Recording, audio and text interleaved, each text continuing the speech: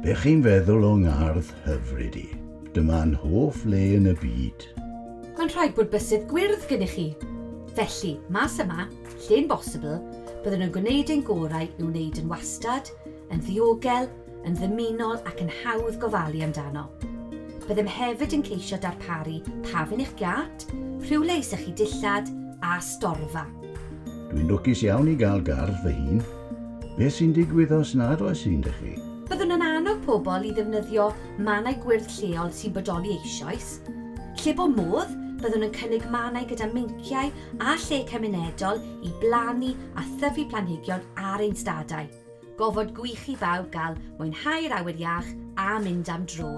Bydde hynny'n wych os ych chi'n byw mewn fflat. Felly, be sy'n digwydd nesaf?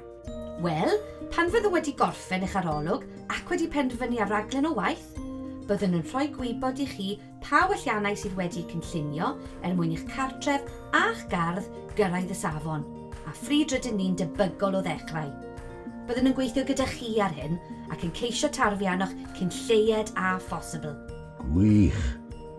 Edrychwch, dwi wedi plannu'r perthi yma achos maen nhw'n denu'r adar a'r gwenyn.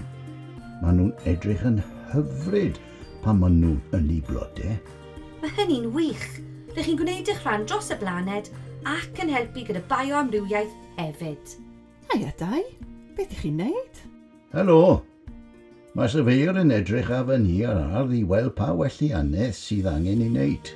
Peidiwch y phoeni, byddwn yn ymweld â phawb, felly cadwch llyged mas am eich llythyr apwyntiad. Edrych mlaen. Os hoffech gael rhagor o wybodaeth am safonau ansawdd tai Cymru, cysylltwch â'ch landlord. Maen nhw wastad yna i helpu.